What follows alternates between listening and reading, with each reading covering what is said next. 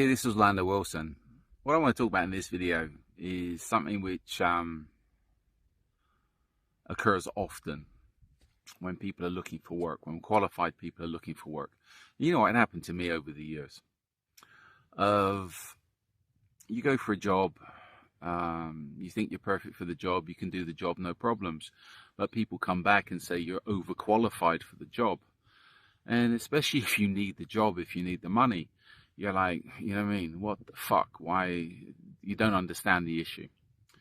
Well, you know what? As time goes on, I've understood the issue, and the issue's been explained to me multiple times, and I see the issue.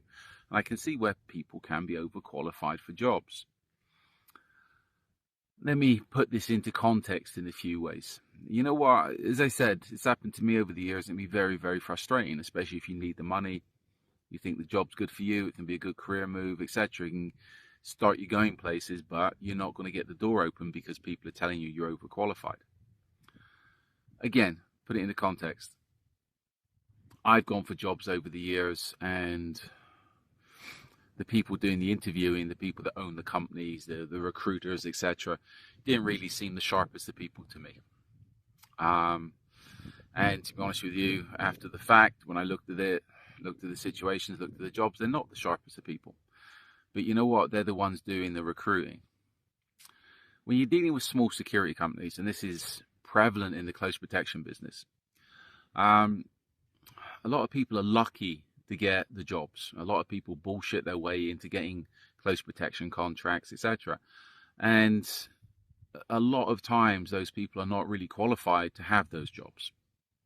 I know people in corporate positions that have got way too much responsibility for their, I'd say, brain power, but they're in those positions. They're in the corporate world. They're liked. They manage to snake their way into the positions. Well, it's not snake their way. It's the corporate world. They're in the corporate world, so they get those positions. And then they're hiring and firing other people.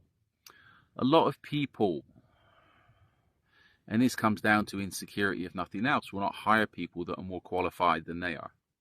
And this happens a lot in the security business, especially in the close protection business. Somebody will get a close protection job, usually, they get a close protection job, and the only people they're going to bring on board or they're going to hire are those that are not a threat to them. Why? They don't want to be hiring people that know more than them, that are more qualified than them, and might impress the client more than them, and the client will go with them in the future and get rid of the person that has the contract. I've said this in other videos.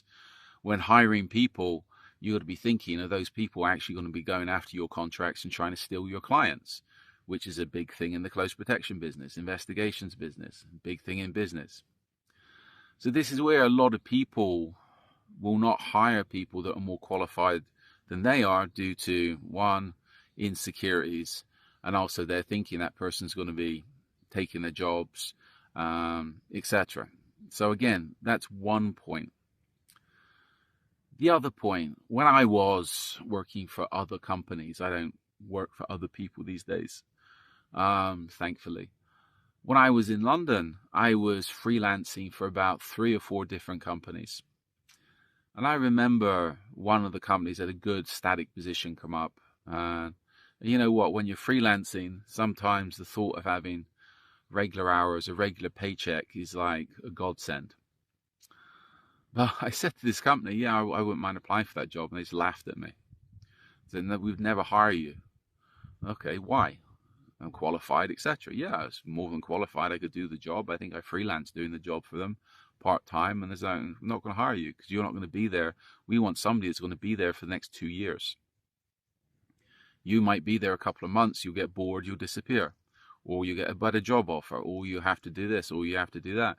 You know what? They were 150% right. I could have done the job easily. But if I had a better job offer, which I would, the money was okay, it wasn't brilliant.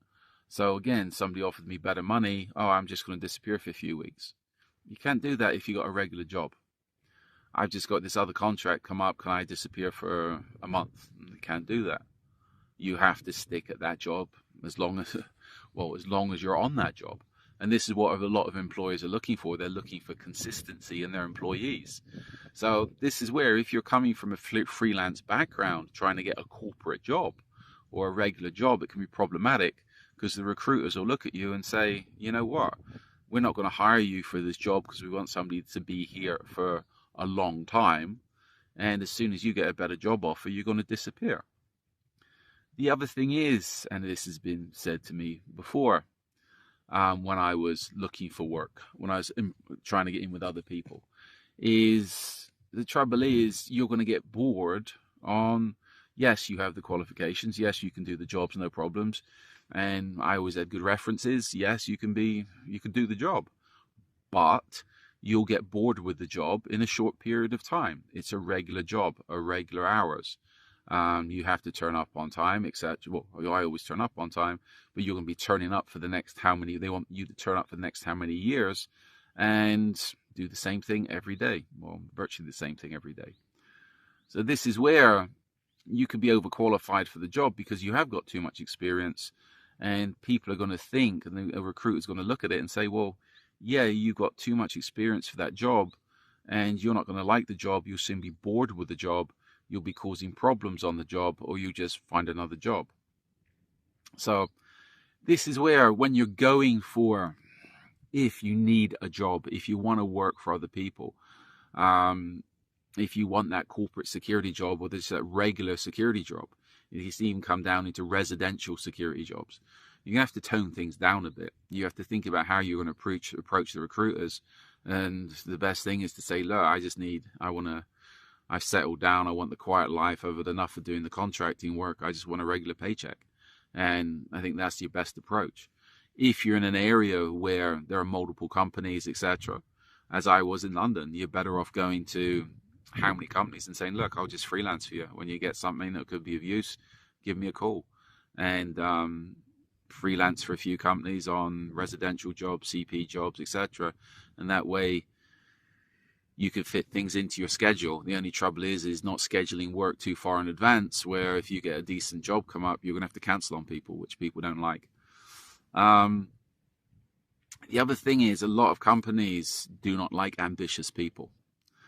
And the sad fact is, the reality is, and I like it, that most people, once they're getting into the close protection business, if you're in the close protection business, you want to be ambitious. I like ambitious people. Why? Because they're motivated, they push. A lot of companies don't like that. Why? Because they don't want ambitious people turning up and looking at the jobs they've already got in place and saying, look, you're doing this wrong, you're doing that wrong. You have to be respectful to employers if you want a job, because it's their job.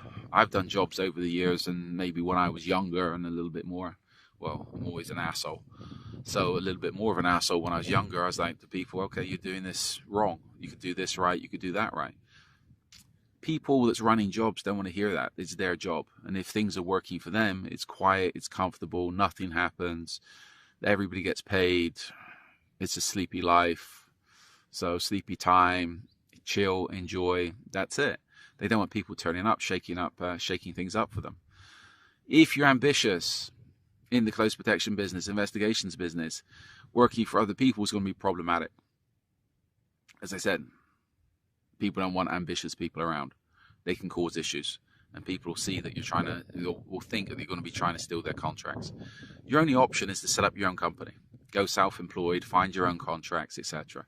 And you might find it easier, you might find it easier getting contracts if you're subcontracting to other companies than actually being an employee. Why? It's a different structure. Yes, you have to sign agreements, well, you should be signing agreements, etc., but you're a subcontractor, you're not an employee, which can make things a lot easier as far as employment contracts and employment status. So as far as people being overqualified for jobs in the day, and I've heard how many people say, I don't know how you can be overqualified for a job. I can see how you can be overqualified for a job. A job is just not suitable for you, because you have too much experience for that job. The job is below you, and if people employ you, you're not going to be there too long because you'll be getting bored and moving on. Or people are just intimidated by the fact you have a lot more experience than they do. So just my thoughts on something which is a common issue. So follow me along on social media. I have an array of videos up. A lot of videos up at the moment on, we prefer LinkedIn, also Instagram, and also we back things up on YouTube. I also have an array of books up on Amazon that talk about various aspects of security business, close protection business, investigation, kidnap, ransom, crime fiction, etc. And we're going to have more videos coming up in the near future. More videos, more articles, and a couple more books coming up in the new year, which is tomorrow. So follow me along, and if you're connected with me and you've got any questions, feel free to reach out. And when I have time, I will get back to you and answer your questions. But in the meantime, be good, stay safe, stay out of trouble.